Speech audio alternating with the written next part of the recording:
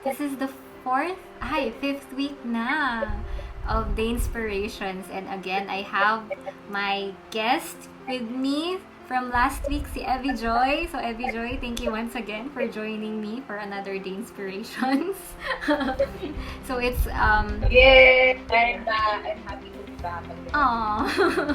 I hope you've learned a lot from last week na naging helpful din hopefully sa'yo. And I hope this time din I'd get to share some things that hopefully might be insightful for you as well. Sige, so what did you learn from your different subjects this week?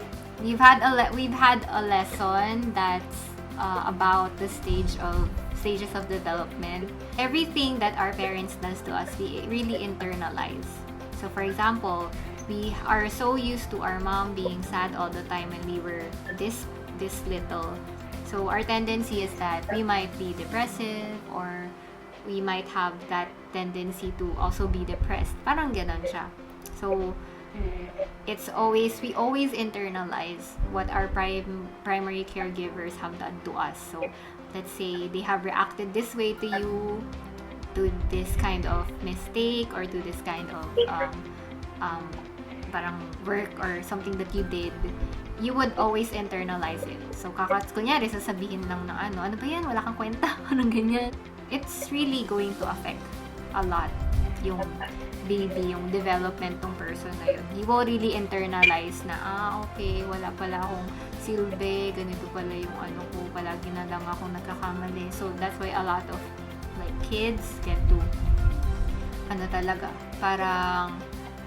that's why a lot of like young people or mga people nga na low self-esteem, or they see themselves parang pessimistic, ganyan. Kasi nga, it really affects how they have been taken care of. Yan, paulit-ulit lang ako. Ayun. Yeah, like the babies, diba? They cannot remember any memories. Like for me, I can't remember like my baby memories, except for the stories na sinishare ng parents ko. So paano yun na-internalize nila? Like example, right now like parents have different parenting style. Like how babies eat. Some parents like sinusubuan, diba? And then now some parents are, when they're using I forgot the name of that kind of parenting style, that they just let their kids eat on their own.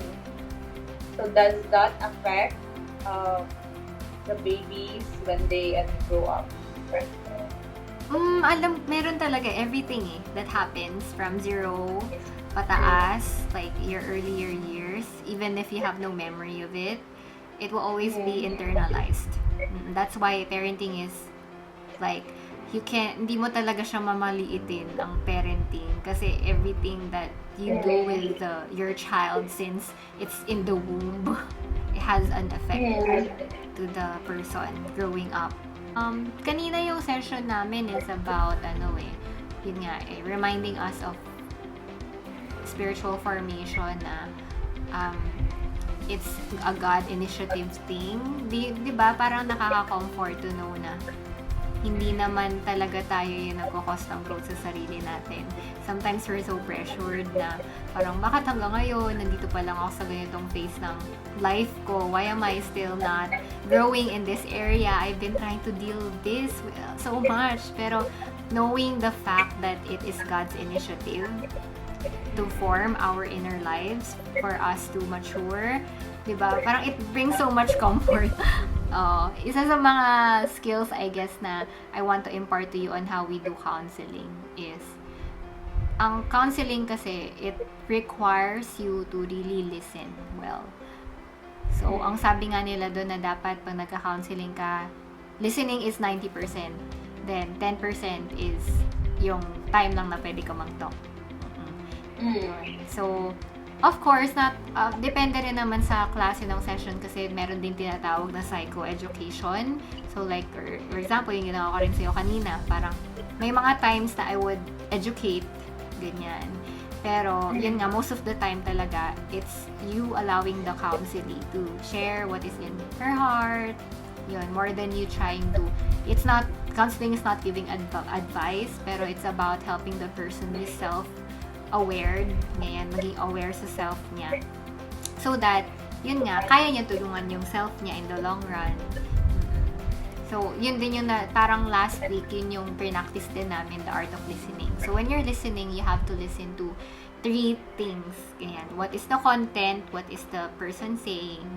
Then, what are the emotions being drawn? Diba? Ano yung mga nakikita mo? So, kanina yung pinapractice ko sa'yo, it's called, what's that? I forgot. Content? Man, I forgot. Emotional reflection. Basta something like that. I'm trying to reflect what you're feeling. Diba?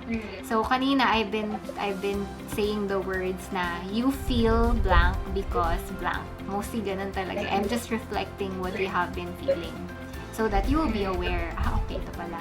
Tapos, sometimes, you have to be also keen kasi other counselees may perceive or may say something to you na hindi talaga yun yung mini-mean nila. So, you have to be like keen sa non-verbal cues nila, sa silence nila. Silence can mean actually some things. Yung mga pauses, it can also have meron din talaga siyang tawag dyan, definition or may meaning din yung mga bagay na yun na hindi siya dapat sinasamba, yung binabaliwala. So, even din yung kunyari, simpleng tawa, ganyan, kailangan mo talaga makita, okay, this person is angry, pero ito yung pinapakita niyang ngayon, is expression.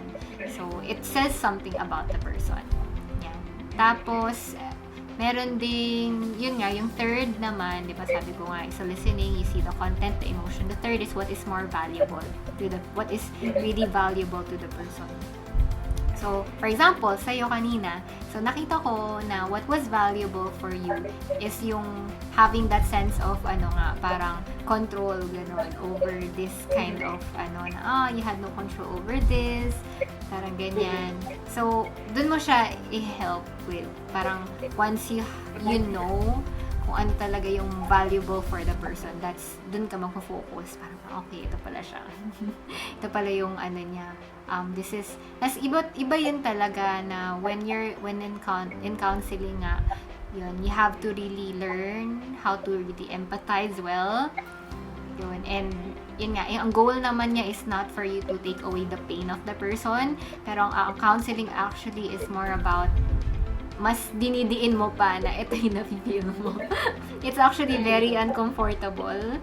It's kasi you will be opening up parang kumbaga kung sa isang closet, ito yung life mo, parang magugulo lahat siya. Lahat until such a time na maaanuhin mo rin siya. Parang yun yung mga first process ng counseling parang lahat madidisorient ka muna na, ito pala yung meron, ito pala yung na-realize ko sa sarili ko. So, parang nakakaano siya at first. Pero once, yun nga, you get more self-awareness, the more that the Lord has been really teaching you itong mga bagay na to, parang, okay, time to parang put back, parang sa operation, parang kumbaga, okay, isi-stitch na natin ulit. Ganon. Pero of course, wala naman talagang deadline ang healing, wala namang deadline na okay, I'm totally okay. Kasi even nga naman mga counselor, kahit yung mga nagpa-counseling na after some time, they would feel triggered ulit. So, if they need help again, then yun nga, they have to also be, parang they can still ask for help ulit. So, just that. So, talaga siya, dun ko rin nakita na growth, or we cannot put deadlines to growth. We cannot put deadlines in our spiritual formation. Sometimes God will just give you few people to focus on. And impact na yun. That's already making an impact. Parang hindi naman sinabi si God sa Bible na dapat kailangan ito yung number of disciples mo for you to say that you are already making an impact in the lives of people. So, yun yung na-appreciate ko sa counseling na, okay, I may have this much number of people that I'm counseling at this time, pero yung what is important is the quality that's being elicited. Parang yung napoproduce dun sa person na to, na is this person growing in the Lord? Yung being niya is more important than the doing. So yun din talaga. Yun din yung sobrang nagrema din ulit sa akin. Na palagi ko yung tagline yung I am not a human doing, but I am a human being. Kasi sometimes we try to associate our worth in the things that we do. And God is actually more after our being, more than our doing. Diba? Sometimes kasi yun nga, kanina may nag-share na classmate, sabi niya na dahil nga ang world, palaging performance-based, we're always being evaluated by how we performed in work, how we get the grades in school, diba? Kaya minsan, yung tendency nga talaga natin is to go and find our worth in our performance, while God is more concerned in our being talaga. Tas, I was also reminded by the story kay Martha and Mary, diba? Na Mary has chosen the best portion, which is to just be at the feet of Jesus. Sabi ng prof namin kanina na it was actually very unusual for a lady to be at the feet of Jesus. Kasi usually mga males lang din daw talaga yung pwedeng mag-sit, yung dun sa time nila, sa culture nila. Tapos, parang yun nga, ang galing kasi being with Jesus, parang talagang si Jesus has breaking boundaries talaga. Siya talaga yung nag-break ng ganitong thinking na bakit dapat mga guys lang ba ganito, pero diba he has given importance to the women, he has given importance to children.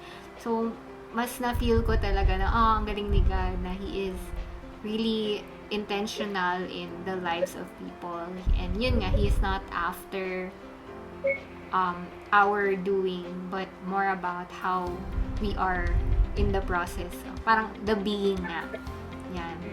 Then siguro, ngayon lang din nag-surface sa akin na sometimes you're so focused on the destination. Like, okay, dapat ito, marireach ko na by this time, graduate na ako. Or maybe, by this time, this is the result I want to do. Pero sometimes we neglect the process or the journey, which is actually the most important, yung process, yung journey going to the just destination. Diba? Kasi that's how you get honed. That's how we experience God even more, through the hurdles, through the trials in life. So, yun nga, na-remind ako nito ako na, okay, yes, I can have something to look forward to. Let's say, for my part, I want to be a future counselor. Pero, it is also equally important. Being a counselor is also equally important as my journey right now while I'm studying. Parang ganyan. Na hindi talaga siya sayang.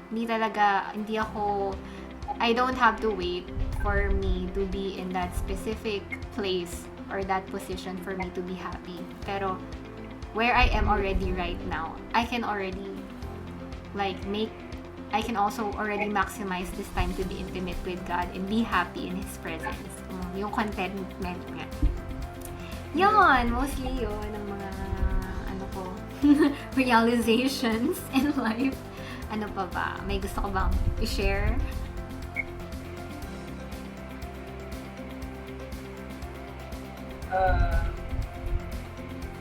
I agree naman with what you said, regarding that we are in this process or in this journey, and we are all in the process of becoming like Christ, more than just the doing that we have right now. That's really becoming, and God has different curriculums sa ating buhay na we cannot manufacture na by this age, yung maturity niya is ganito, like so yun din yung na-realize ko in my own life, is God's curriculum in this season. Kaya Kaya yun, like, appreciating the process that we are Yeah, di ba? Ang amazing nga, ang cool nga ng yung hindi mo alam talaga yung patutunguhan mo.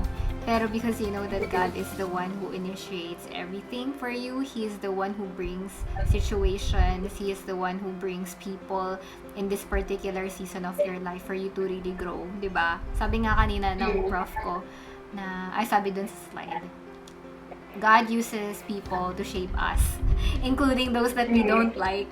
Diba? Kasi sometimes, we think na, okay, God is gonna cause the growth in me. Pero, pag nandun na tayo sa pag-cause niya ng growth sa atin, we tend to complain na, hirap-hirap ng buhay. Why am I going through this? Pero, yun nga, sometimes we fail to recognize, oo nga pala na ito na pala yung pruning process. Ito na pala yung ito pala, kaya pala sinanigad yung tao na to ngayong time na to kasi nga he wants me to learn this, yan, he wants me to apply the things I've been learning. So yun nga, kanina rin may discussion kami about community na sometimes we tend to always want to be comfortable na I don't wanna let this person in my life kasi hindi siya fit or mahihirapan lang ako, wag ganyan, 'di ba? Pero sometimes, yun talaga yun nga yung always going back to the lordship of Christ. It's not about us, but it's about His will. It's about Him being able to yun nga na it's His ministry kasi, di ba? So, hindi talaga natin madidictate na ito lang yung mga people na gusto kong i-welcome sa life ko. Ito lang yung mga people na na gusto kong makasama. Pero, yun nga, He uses even those people that we like and don't like for us to be changed into His image yun. Ayun nga yung Imago Day. Alam mo yung Imago Day? Yes. Actually, I've been learning about that in my personal study of Christian worldviews, and at the same time, last night, I joined a women's forum Imago Day to discuss. How was it? The women's forum. What do you think about the Imago Day?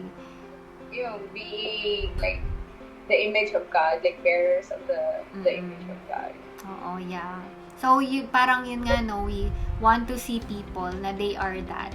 Kasi sometimes we neglect na, nga pala, when we see like, let's say, for example, a disciple or a counselee, we want to see this person as an Imago Dei na he has the potential to grow because the image of God is within this person, diba? Na, because we know na God is at work in the lives of each one, parang, okay, we have hope for this person that this person can still change. Yun. Tapos at the same time, hindi lang sila, they also bear the image of God, but we also see them as flawed people. So, parang doon talaga yung magka-come in place na I have to also understand that not everyone is gonna be doing the things I expect them to do or how I expect them to grow, how I expect them to act.